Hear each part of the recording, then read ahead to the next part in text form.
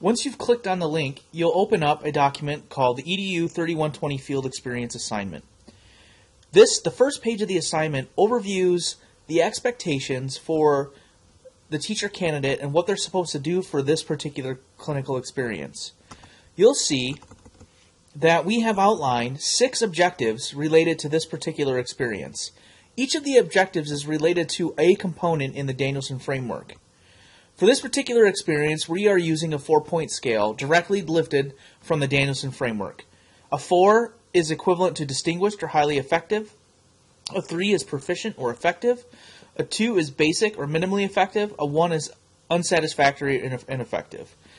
Please note that the specific descriptions for how to give a rating of a 4, a 3, a 2, or 1 are located in the rubric later on this form, and I will go through that in a minute.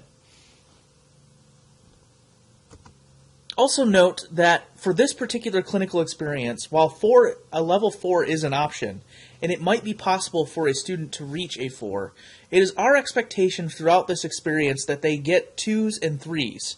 A 2 would be considered to be satisfactory and appropriate, while a 3 would be excellent for this particular experience. I'll explain more about this later.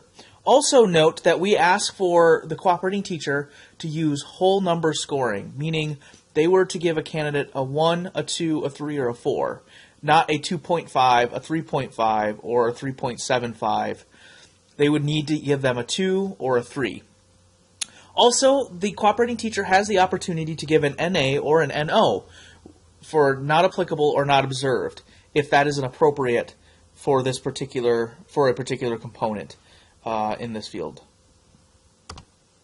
The second page of the form is actually the first page that you will need to complete and fill out and turn in electronically to the university faculty member that is teaching the class related to this clinical experience. On the first page, or the second page of this entire document, you'll input the intern's name, the date of the evaluation, the cooperating teacher's name, the grade level, the subject, the district and the school, and what semester the clinical experience took place and the year.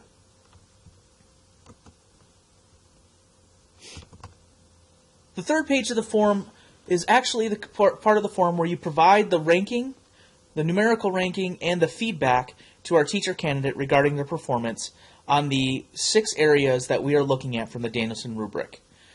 You'll notice on the left-hand side of this chart is the component. This is the area in which you'll be looking at or finding the rubric language for the particular component, and the demonstration of the candidate needs to demonstrate a certain proficiency in these areas.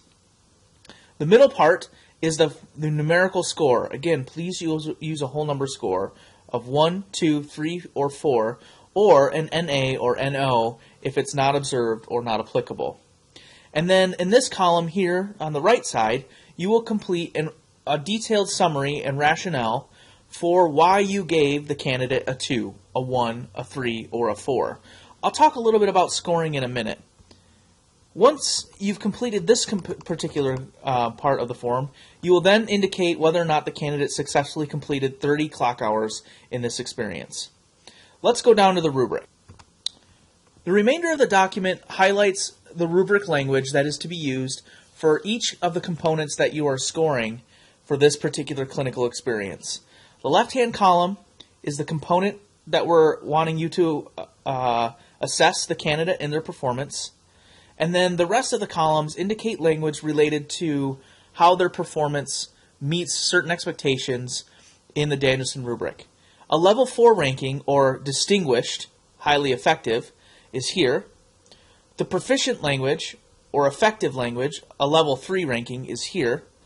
Basic, or minimally effective, language is here.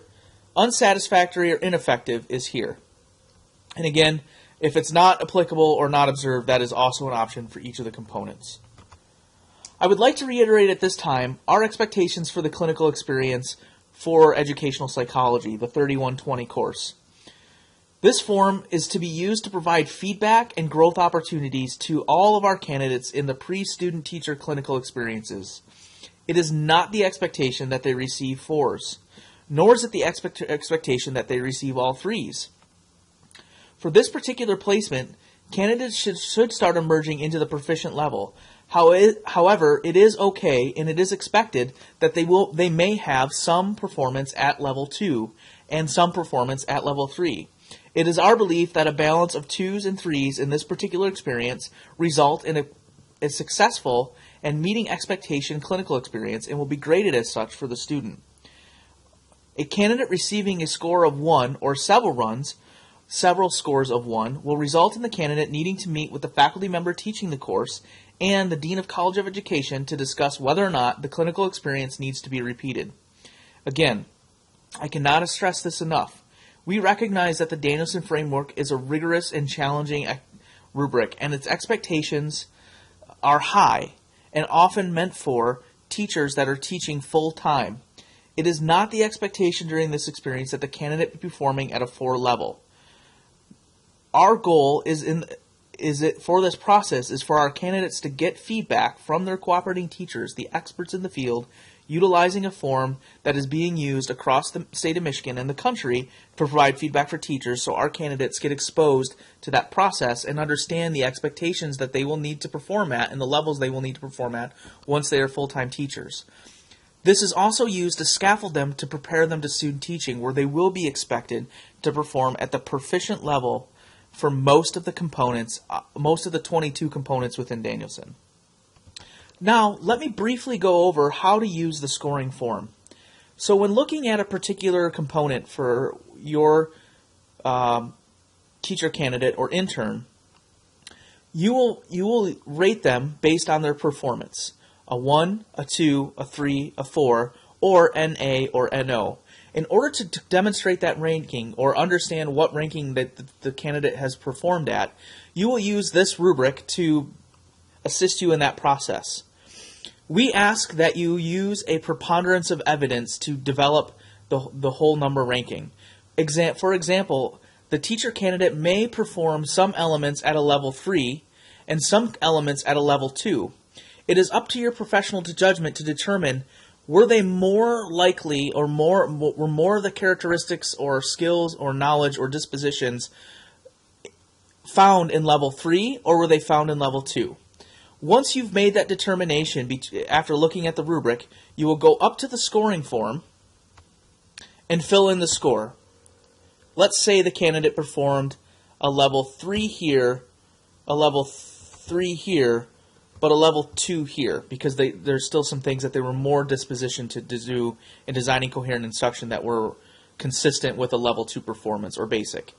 In the rationale and comment section, you will then provide a 3 to 4 sentence rationale as to why you gave them that score of a 2.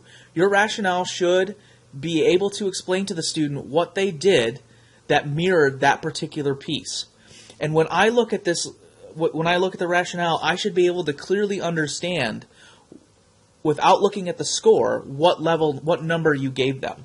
So if I'm reading the language in the rationale and comments, and the language in the rationale and comments relate to elements and language that are a level 2 in Danielson, the score here should reflect a level 2.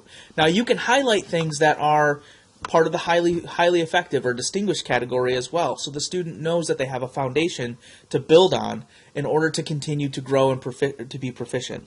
The same for level 3. If they scored at a level 3, a preponderance of evidence should suggest that they have a level 3. Therefore, your rationale and comments should reflect that.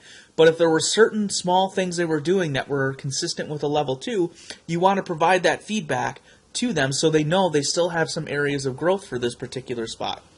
We here at Madonna University want to thank you for being a part of our clinical experience. We would not be able to have a successful teacher education program if it were not for our partners in the field working with us on this process. We look forward to working with you in the future and hope that you have had an enjoyable experience working with our candidates. Should you have any questions about using the forums for evaluation, the experience themselves, please don't hesitate to contact me directly. My name is Tom Bell, and my email address is thbell@madonna.edu. Again, we really appreciate your willingness to partner with us in taking on our teacher candidates and helping them become stronger and more proficient practitioners. Without your guidance, they would not be able to be successful in this field. Thank you very much. Have a great day.